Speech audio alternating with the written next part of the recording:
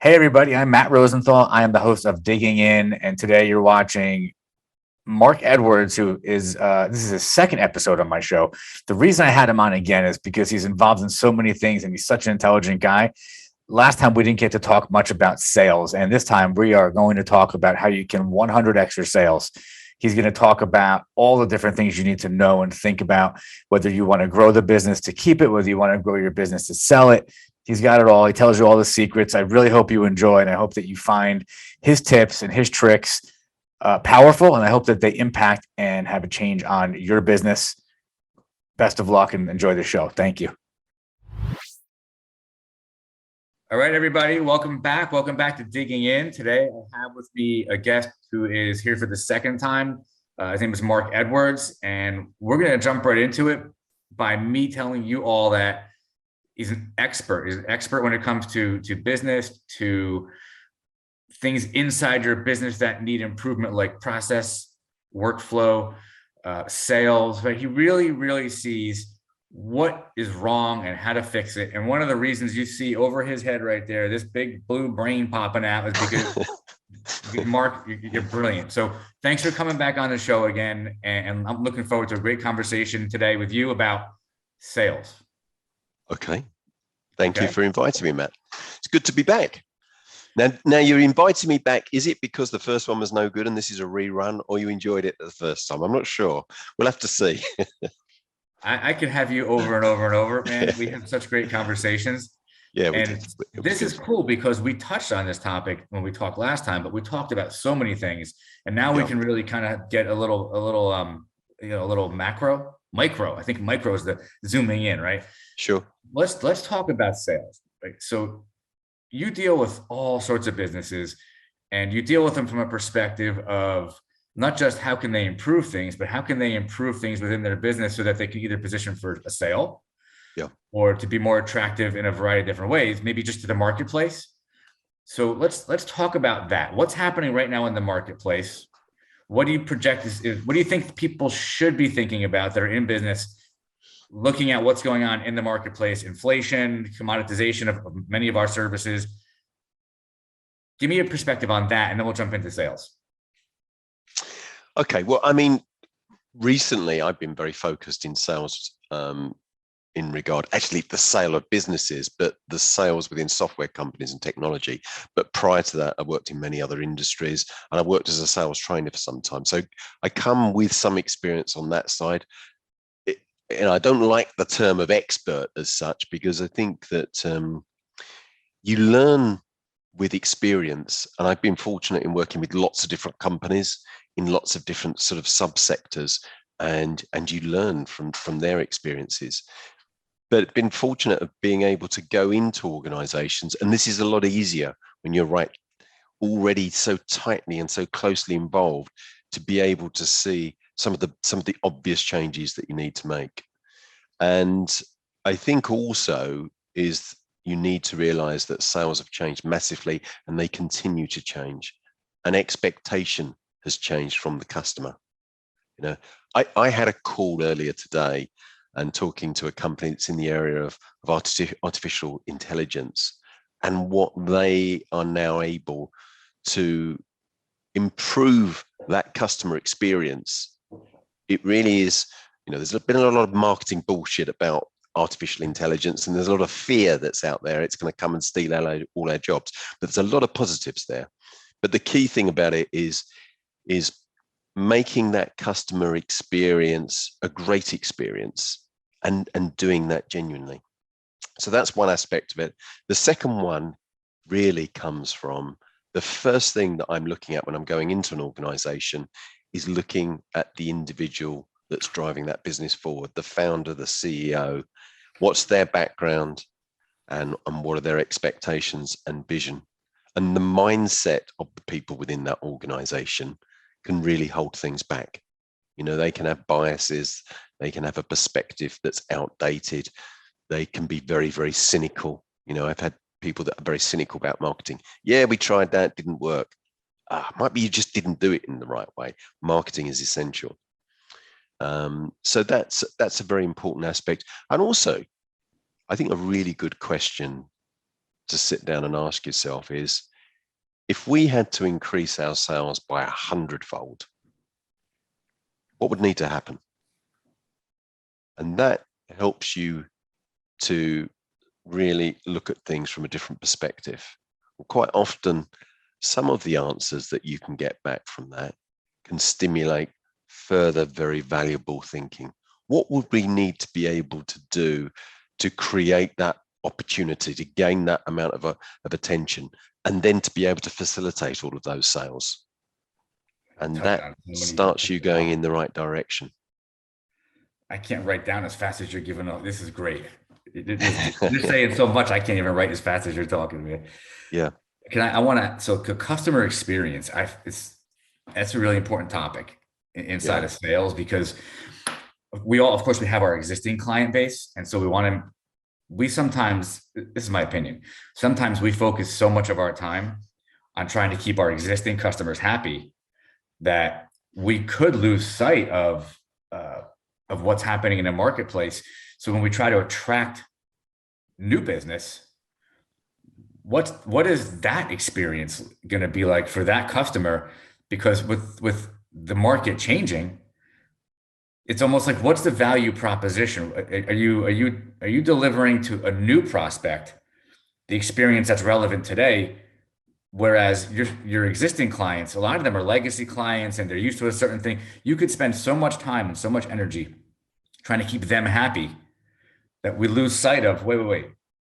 If we don't focus on the new customers and keep feeding that machine, we're so focused on operations and keeping existing clients happy. How are you going to grow them? How are you going to grow the business? Like, what does the market really want now? Yeah. And things change so much. I recently read a book called The Blue Ocean Strategy. And it's actually about just that. We're all swimming in this red ocean of commoditized services, price competition. Like, we're all trying to get the same customers, and we try to do it by lowering our prices, but there's nothing unique or special about that. And that's really not going to help grow the business. So to create the blue ocean, you have to innovate. I don't mean technology wise. One of the examples they gave, which I thought was brilliant, was how Chrysler was really not doing too great at a certain, I think it's back in the 70s or 80s. And they didn't invent a new car. All they did was come up with the minivan. The minivan was basically a high performance solution, not the car, but their solution. It was high performance, low cost, meaning that they were able to reach a market where that was currently not being really serviced other than by station wagons. And they saw a different way to attract buyers, but they didn't really invent anything new. They put it on a car's chassis, and they just made it look different and feel different. It was fun. It was priced right, and they created a whole blue ocean for themselves. And I think they generated $1.5 billion, is what I read. I'm like, wow. So, what's the customer experience? It's got to be different. It's got to serve what the customers want now, not what you thought they wanted a year or 2 or 3 years ago. And that ties into your sales. When you say, ask the question, well, the real question is, am I delivering a service that's even relevant anymore? The way that I'm delivering it? Yeah, right? That's true. Yes, I mean, and I'm familiar with that book, and I've had that book mentioned to me a number of times, and it covers part of what my other business does in regarding what we call about competitive or strategic positioning, competitive space, creating your competitive space. And it's about gaining attention from the marketplace that you want. Now that's a clear decision that needs to be made, is what is your ideal target market and how are you currently communicating with them? And often there's a mismatch. And the company's sort of a bit aware of that, but they got their head down and they keep doing it. And they're servicing this group of customers and they're gaining customers in this area, but actually who they want is just sitting there, but they don't make that change. So you've got to be able to, first step, gain attention, not of anybody, of your ideal customers. Second step is you need to create understanding. So I've grabbed your attention, and that may be in a variety of ways. And one aspect that I think Blue Ocean strategy doesn't cover at all, and is a big hole in what they do, is the ability of our visual cognition to be used as part of that. Because visually, and as a photographer, I'm very aware of that, we actually can communicate 60,000 times faster with visuals than you can words. Yet a lot of the time, the way we want to attract people is predominantly word-based. There is imagery there, but it's not really imagery that communicates what it is that is key to what you're trying to say to that target market. We can all go and get images that sort of prettify the text, but a lot of people tend to be very sort of text-based. So then the second part of it is gaining understanding. What is it that you have? And then allowing that buyer to quickly gain enough information. And I say enough, not to overload them, because our brains are very good at many things. Pattern matching, we are superb at. Retaining a lot of information, we're poor at. Probably 5 bits of information, give or take, is about the maximum it will do. So if you're only going to convey 5 bits of information that the person will be able to take on board before you overload them, what 5 bits of information are you going to give them? Are you going to talk to them about when you were founded and how many offices you've got and how many employees and your history going back? Or are you going to talk to them and give them enough of an understanding so they can understand the benefit that they gain? And the other part of that is people don't buy on logic. They buy emotionally. You need an emotional buy-in that then is backed up with logic. So there's a logic that plays a part in that. But the first part is an emotional buy-in. And actually, studies have shown that 90 to 95% of the decision is emotional. And there's a lot of people that will be listening to that saying, no way, I'm doing business to business sales. Well, actually, the study was done in B2B. We're not talking about, something a consumer buys, something as just they pick up in a supermarket. We're talking about B2B sales. You need that emotional buy-in, but then there is the part of the logic. It obviously has got to fit. We had that's brilliant. We had an example. I'm going to share an example of something that an experience that I had, which was just today, with a prospect who we really could have helped we do technology services. So they sent us an email this morning saying that they chose somebody else. They didn't choose to work with us, which was shocking to me because we had such good connection. I can't understand it, Matt. I really can't. They wrote something in the email. It was it was a very good process. We got to know them, they got to know us. And for some reason, it was something we said or a way that we came across, they didn't feel, their words were, we don't feel that. So they have a workforce that's very spread out. Yep. And they wanted to, and they have a consulting model. So they have employees, but they have about 30 consultants that work all over the place. And they wanted those consultants to also be supported with their technology. And we had expressed to them that it's no problem. And in looking back, that conversation, I remember the conversation, it got a little confusing. We weren't sure what they were explaining to us. That stuck with them because they ended up choosing another company because they didn't feel that we understood their needs on how they wanted their remote workforce to be supported.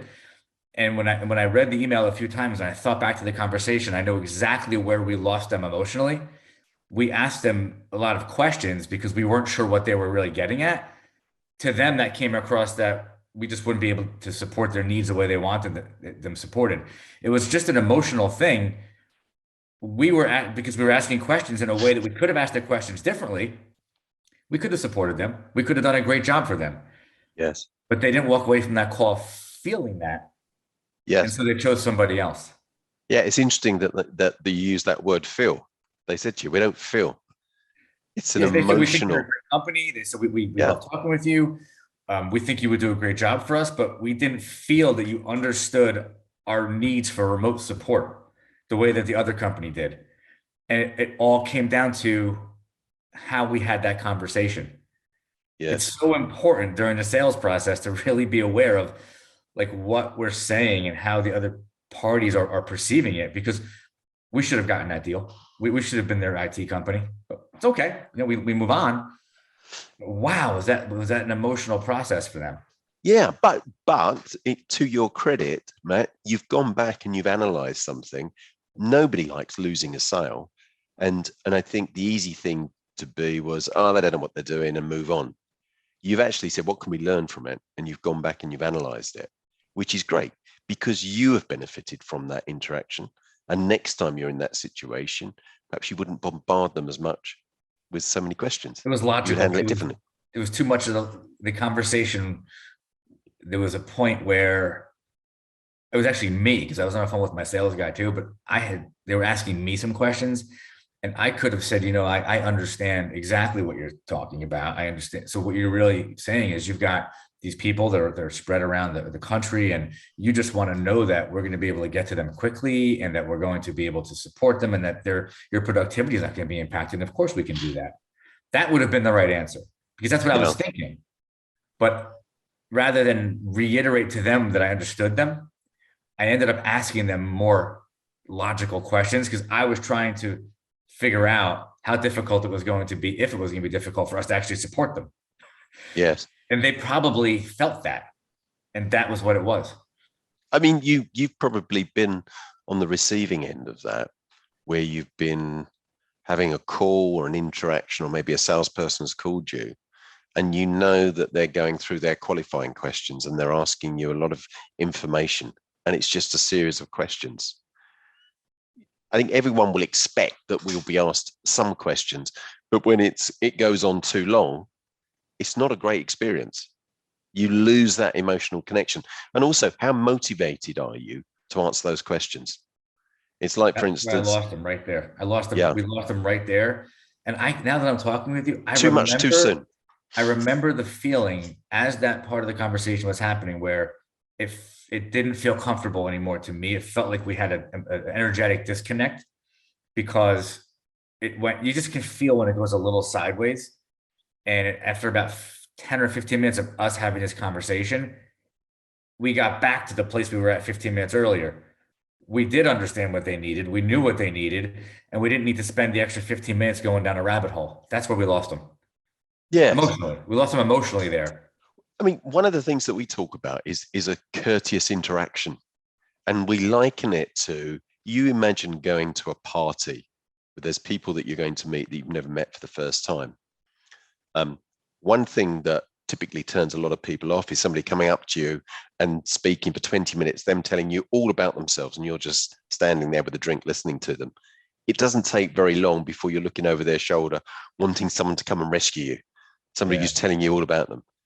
Alternatively, if they came up to you and just bombarded you with questions, who are you? Who do you work for? Where have you been? All of those sort of questions, it becomes a bit of a barrage. And I think the most natural way, I always liken it to playing table tennis. I'm going to knock the ball to you, and you knock the ball back to me, backwards and forwards.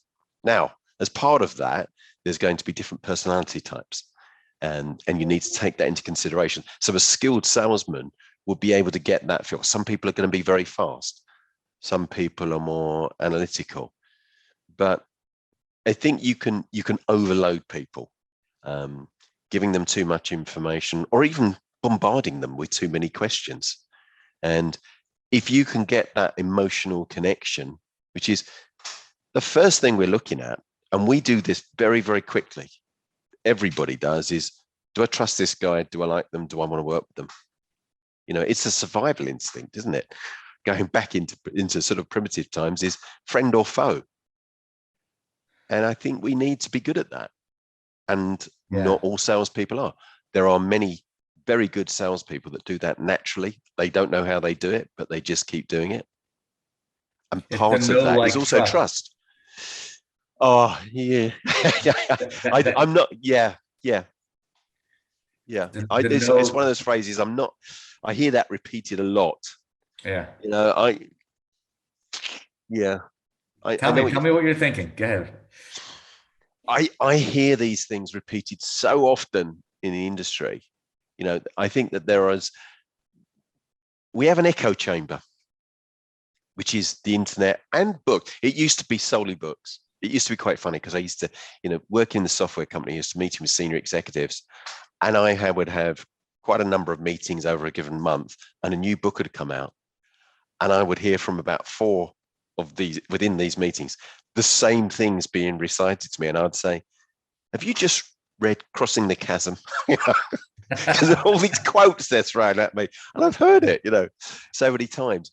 I when I was younger, I did a massive amount of reading and listening to all of these different things. I still read now, but I must admit the thing that I gain the most benefit from is sometimes just slowing down and learning from my own experiences,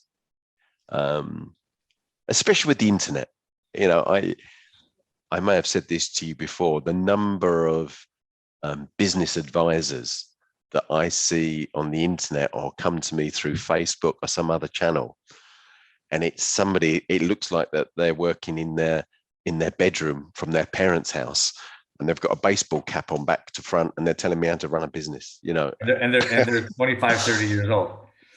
Yeah, exactly. Like And you need 25 years before you know how to run a business. Yeah, you expect the door to open any minute and say, "Timmy, come down for your tea." Oh, hang on a minute, I've got to stop this. I'll stop advising all these CEOs and business people.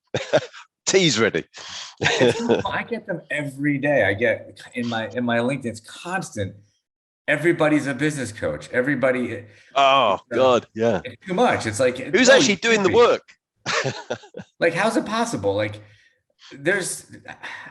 I put a video out actually yesterday that I talked about that specific topic.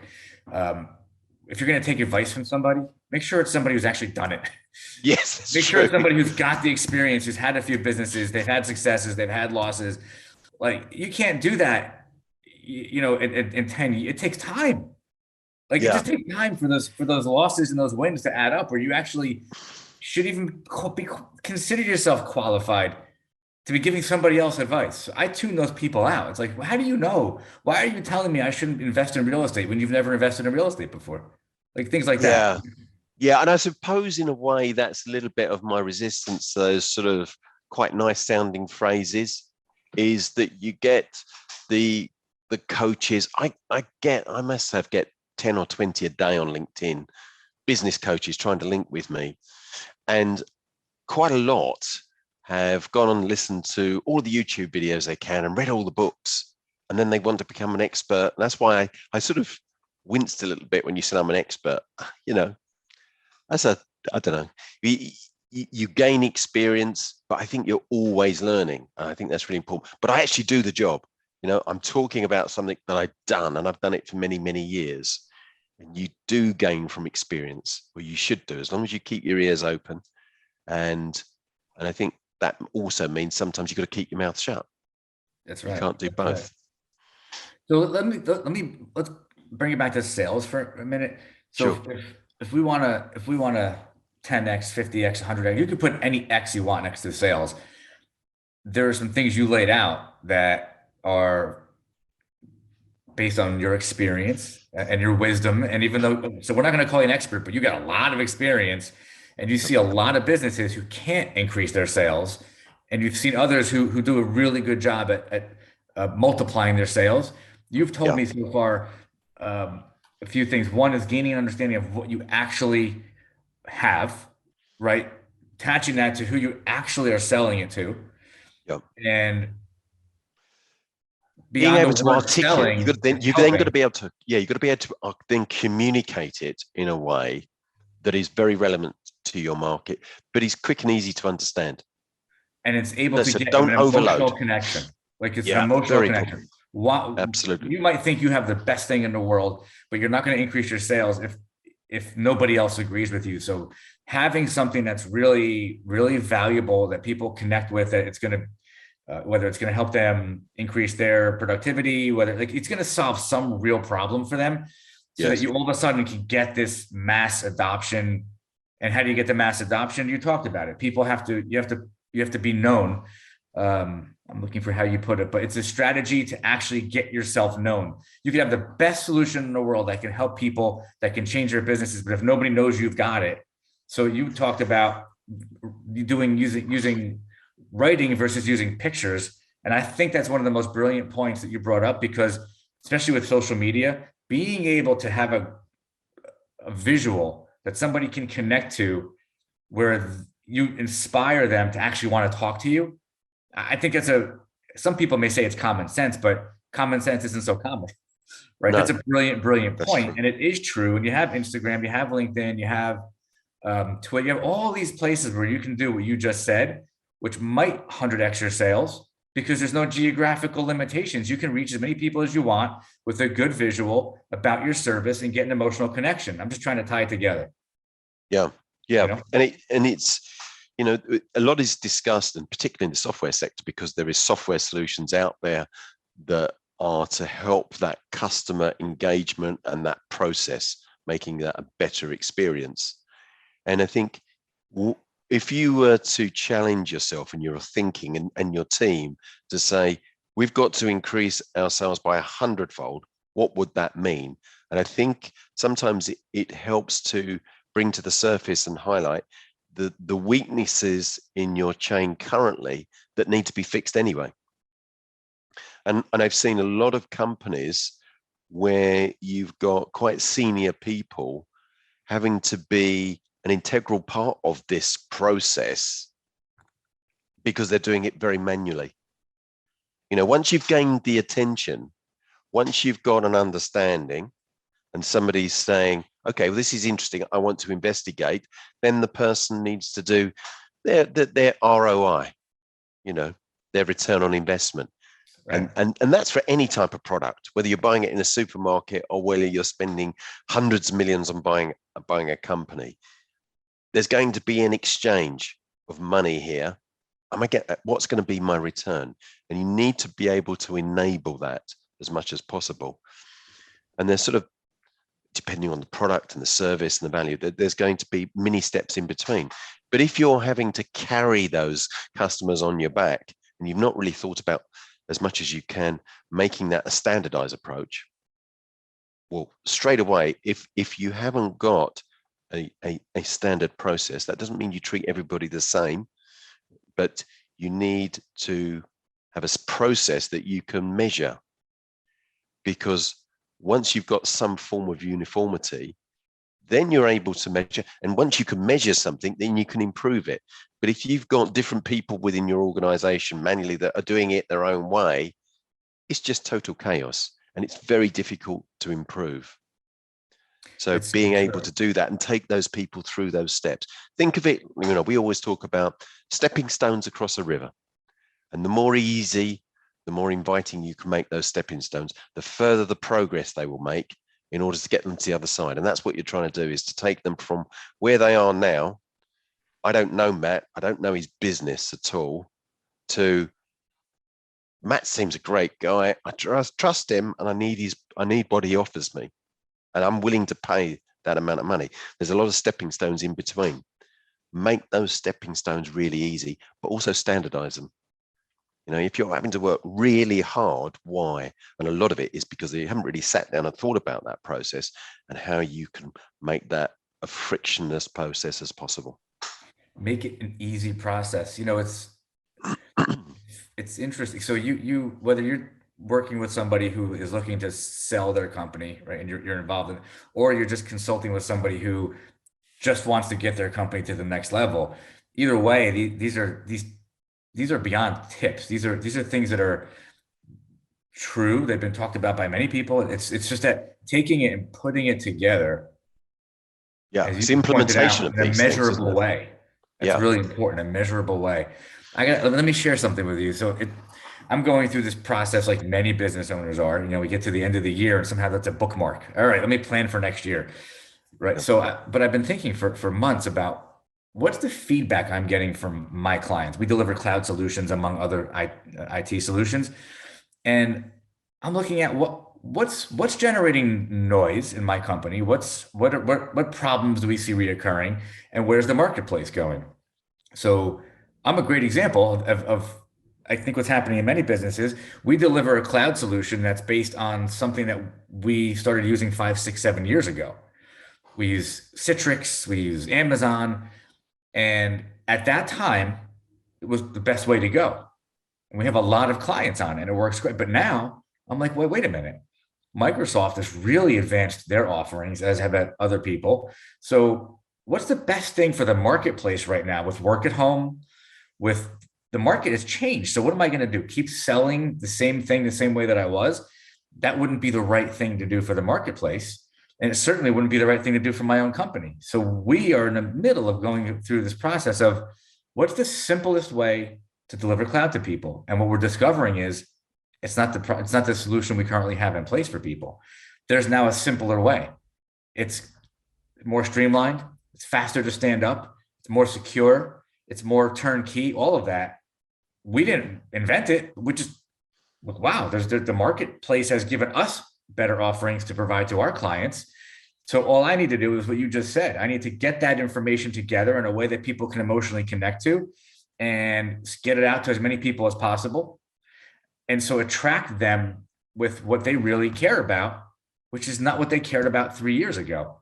They care about, how do I work from home in a secure, simple, easy way, be as productive as possible? Totally different answer than it was 3 years ago. If I were to sit still and do nothing, my company would go on a slow decline because I wouldn't be creating a new blue ocean for myself. Mm. And so I'm in the process of doing right Sure. now what we're talking about, taking everything you just said and applying that to, not how do I sell something new? How do I help people out there solve the problem they have in a new way that's going to set me apart from everybody else? Mm. I take everything you just said, I figure out what that is, and I apply what you just said to that. Yes. You know? Yeah. Yeah, it's a big It's a topic. lot. There's lots of things in It's there. a lot. I'd say, I mean, and all of this comes down to implementation. Yeah. You can theoretically discuss it, but then how do you actually put that into action? And that's what people get paid a lot of money to do. And that's where I've been lucky, because I've been able to see inside these companies, and I've been able to see what works. I've also seen what doesn't work and the sort of issues that can come up, and I benefited from that. Seeing what doesn't work and the mistakes you can make is just as good as seeing what works quite often. And And that's why I think you should be the coach on LinkedIn, contacting people. You've done this. Like, you've done it and you see it. And that wisdom comes from decades of doing it. I never like being rude to salespeople when they contact me, because I've been in that situation where I've had to be cold calling and knocking on doors, and I've done it the very old-fashioned way as well, where you really are knocking on doors. Yeah. And I've had a few coaches come to me and say, "Did I need some coaching?" And I've gone, "Well, actually, I've been doing this," and I've had two of them say, "Could you coach me?" There was something which made me smile. But I think in the area of innovation is obviously very important. People say about listen to your customer, but I think just listening to your customer can restrict you. You've got to be able to be empathetic with them and understand their issues. But I think quite often it's down to the business to innovate, because they quite often don't know what they want. They know what's frustrating them, but that they don't necessarily know the solution. I don't think you can depend on the customer. There will be exceptions, of course, but it tends to be the companies that have the vision that can do that. And creativity, that's a whole topic in itself, which I love. But I always think of Henry Ford saying, if I listen to the people in those days, they would have just asked for a faster horse. He gave them a car, and that revolutionized the world within less than 2 decades. But people were just getting example. Yeah, exactly. And that happens a lot. Example, because he didn't invent the car. And I think people think he invented the car. No, he may have got it to them cheaply. He figured out a way to make that accessible to the average person by doing what? Every car was the same color. They were all black. Every car, he figured out how to produce them at a much lower cost without all the bells and whistles. and make it so that you could have a car. And you know, by doing that, he created a market for himself. There were already Yeah. cars out there. They were too expensive. They had too many bells and whistles, and most people couldn't have one. He just said, "Oh, well, let me just shift over here and do it this way." Yeah. And that's the guy we know. We don't know the other people that were there at the same time as him. That there were all kinds of cars at the time, but we know his, and we know the Model T. Yeah. Hey, well, look at the more modern day version of Elon Musk with Tesla. Same thing. The same thing. And he was able to look ahead into the market also. So we could see the direction that, you know, petrol and diesel cars were going, and he could see that there was an opportunity, but there wasn't really any great strides. There wasn't a great deal of confidence, and he did a lot of things right. I mean, he created a car that was exciting for a lot of people because it was damn fast. I mean, there was no reason for him to push it with those early cars to make them as fast as they could, but it attracted attention. There's a number of people out in the marketplace that you say to them, I can give you the fastest car. They're going to be interested in that. And then the other issue that was said was going to be his downfall was in production of batteries. Lots of people were saying he's not going to be able to maintain this because within a short while, he had a company that was worth more than Porsche, and he created the biggest building in the world to do the manufacturing. And then he laid down the infrastructure to support that, you know, in so many different countries. He's thinking ahead to be able to provide that. And he, like, again, he didn't invent the electric car. I mean, they've No. been around forever, but I just was looking at some notes I made to myself. He simplified the buying process. I mean, we have one. We bought one of the lower cost ones. The buying process was shockingly simple. I couldn't believe how you don't need a salesperson. You just go on your phone, hit a couple buttons, you get the car you want, you go pick it up. When we went to pick up the car, we were like, wait, we just get in the car and leave? The guy was like, it's right there. You did everything on your phone already. Just get in the car and go. I was like, well, aren't you going to show me how to use it? It was because we're so used to the buying experience that's so traditional. He simplified the process, also simplified what the car even is. To me, it's a golf cart. I mean, it's very simple inside, but we don't need all the bells and whistles. We need what we want. What we need the car to do is very.